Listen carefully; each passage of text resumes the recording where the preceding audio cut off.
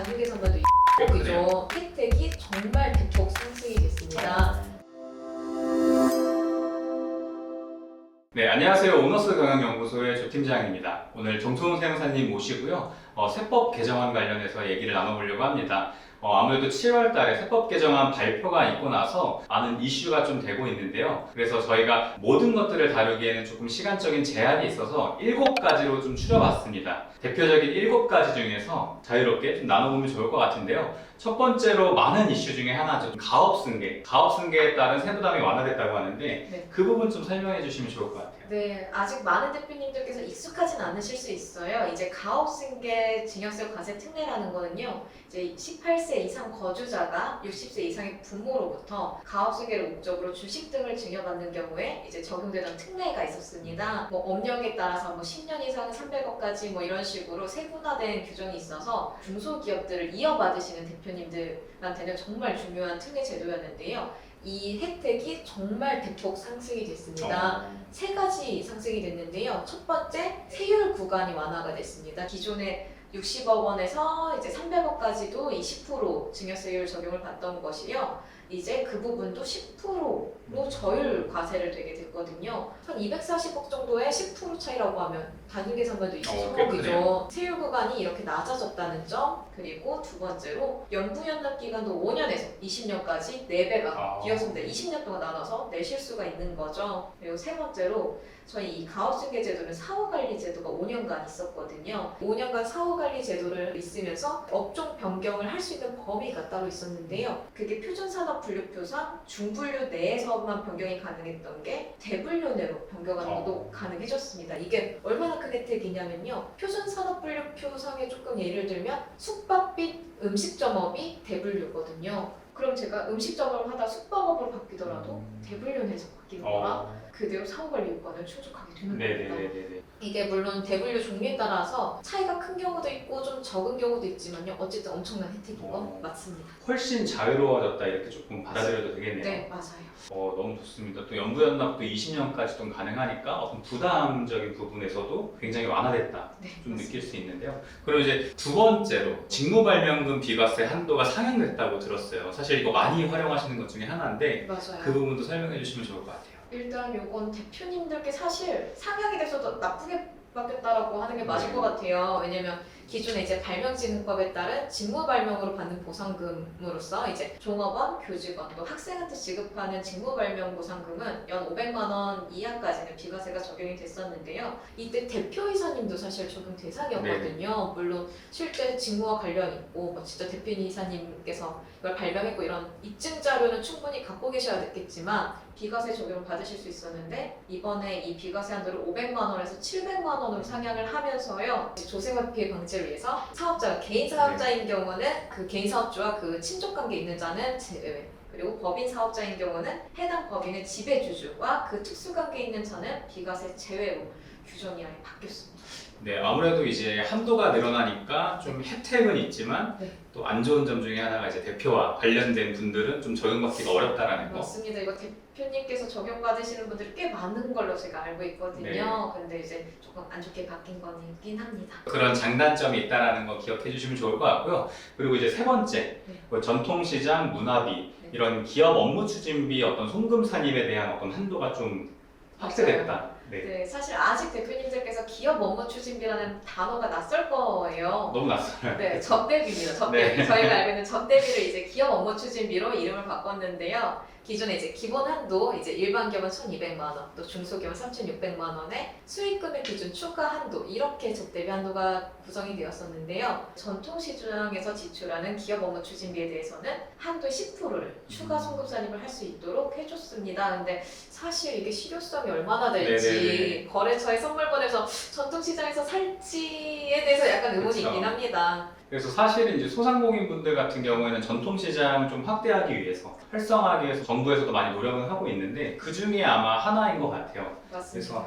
접 대비가 좀 어떤 상향이 됐다. 이 자세한 내용은 알 필요 없이 그냥 전통시장 가서 구매하는 거 네. 이런 접 대비로 활용할 수 있는 거에 대한 한도가 좀 늘었다 이렇게 이해하면 되는 거죠. 네, 다만 이제 일반 유흥주점업 등 소비성 서비스업에서 사용하시는 건 제외가 된다는 점 네네. 알고 계시면 될 것 같습니다. 좋습니다. 네 번째, 영세 자영업자 지원 어떤 부가가치세 특례 적용 기간이 좀 연장이 됐다라고 좀 들었거든요. 일단 음식점업 하시는 대표님들 다들 알고 계실 거예요. 이제 개인 음식점업 중에 연간 매출액 4억 원 이하인 사업자분들께서는요, 농산물 의제 매입세 공제를 적용받으실 수 있는데요. 공제율 한도 특례가 있었거든요. 원래 음식점업 개인 같은 경우는 108분의 8을 적용받을 네. 수 있었는데 109분의 9까지 한도가 좀 높았는데요. 이게 26년까지 3년 기간이 연장이 됐습니다. 그래서 음식점업을 하시는 영세 개인 사업자분들께서는 더 높은 의제 매입세 공제율 적용받으실 수 있고요. 추가로 신용카드 발행세 공제 적용받으시는 대표님들도 추가로 3년이 연장이 됩니다. 그래서 최종 소비자를 대상으로 하는 개인 사업자, 간이 사업자들한테 적용해주던 신용카드 매출세 공제를 이것도 동일하게 26년까지 3년 연장이 되었고요. 추가로 또 기존의 공제 대상 결제 수단이 신용카드로 결제하신 거, 현금 영수증 매출 이렇게 두 가지였는데요. 판매 대행 중개자가 제출하는 월별 명세에 대해서도 공제를 적용해주기로 해가지고요. 아무래도 공제받으실 수 있는 금액도 늘어날 것 같습니다. 네, 너무 좋은 혜택일 것 같습니다.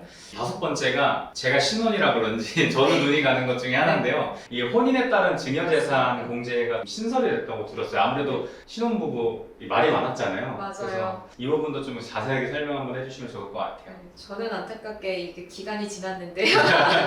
혼인신고일 전후 각 2년, 그러니까 전 2년, 후 2년에서 총 4년간 직계 존속으로부터 증여받은 재산은 1억 원 추가 공제를 듭니다. 네. 그러니까 많이들 아시는 것처럼 이제 부모님 같은 직계 존속으로부터 증여 공제는 5천만 원이었거든요. 미성년자는 2천만 원이었거든요. 네네. 1억 추가가 되다 보니까 1억 5천만 원씩. 그래서 총 남편, 아내 해서 1억 5천씩 받으면 총 3억 원까지 이제 네네네. 증여세 공제가 되는 큰 혜택이라고 합니다. 근데 이게 사실 결혼이라는 게 식장에 들어갈 때까지 약간 알 수 없는 거긴 그쵸. 하잖아요. 요즘은 파혼도 워낙 많고 네. 하다 보니까요. 그래서 반환 특례도 두고 있습니다. 그래서 어, 혼인공제를 적용받은 재산을 혼인할 수 없는 이제 사유가 생겨서 그달 말일부터 3개월 이내에 반환을 하는 경우 처음부터 증여가 없었던 걸로 보고 이제 다시 증여세를 새로 부과하는 규정은 없는 걸로 일단 하고 있고요. 구체적 범위는 나중에 대통령령으로 추가를 한다고 합니다. 혼인을 한다고 해서 증여를 받았는데 혼인을 안 하게 되는 경우 이제 가산세나 뭐 이자 부담 이런 거에 대해서도 추가로 규정을 할 예정이라서요. 그것도 나중에 대통령령으로 나오면 한번 다시 확인해 보시는 게 좋을 것 같습니다. 이건 잘 체크를 해봐야 되는 것 중에 하나일 것 같아요.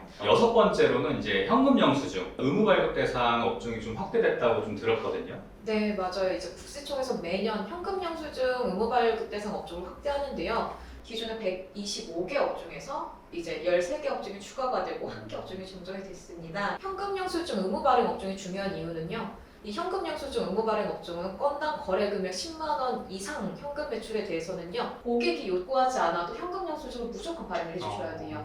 이 건이 신고가 되면 발행 안 한 금액의 20%를 가산세로 냅니다. 아 진짜. 상당하죠. 예전에는 50%였어요.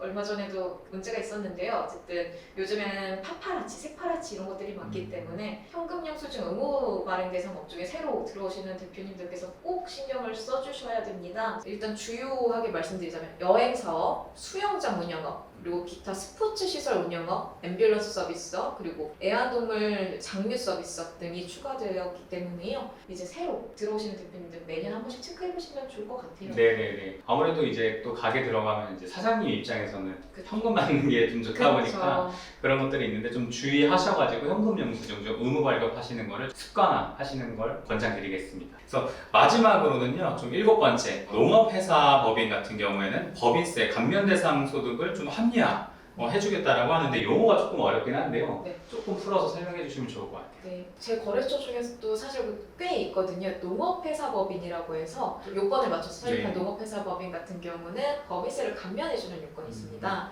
일단 첫 번째로 식량 작물 재배업에서 발생하는 소득은 전액 감면이 되고요. 그 외 작물 재배업에서 발생하는 소득은 50억 원의 곱하기 소득률만큼 감면을 해주고요. 그리고 작물 재배업 외의 소득은 5년간 50% 감면이라는 굉장히 큰 혜택이 있습니다. 근데 여기서 이제 농업회사 법인의 감면대상 소득에서 수입 농산물 유통, 판매 소득을 제외하는 걸로 해서 수입 농산물에 대해서는 혜택을 주지 않겠다라고 정정을 하고 있는 것이죠. 오늘 이렇게 좀 세법 개정안 관련해서 좀 7가지를 좀 추려봤습니다. 그래서 모든 것들을 다 알 수는 없지만 부분적으로 이제 좀 본인에게 맞는 내용들은 잘 저장해뒀다가 이 영상을 기반으로 잘 활용하시면 좀 좋을 것 같습니다. 그리고 아직 이 내용들이 국회 통과가 되어야지만 어떤 개정이 되는 거기 때문에 일단 이런 것들이 있다 정도로만 좀 이해해 주시면 좋겠습니다. 그렇죠? 맞습니다. 오늘 이렇게 세무사님 나와주셔가지고 세법 개정안 관련해서 나눠봤는데요. 다음 영상에서도 좀 도움되는 영상으로 계속 인사드리도록 하겠습니다. 그래서 오늘의 영상이 좀 도움이 되셨다면 좋아요와 구독 그리고 알람 설정까지 부탁드리도록 하겠습니다. 그럼 여기서 인사드리도록 하겠습니다. 감사합니다. 감사합니다.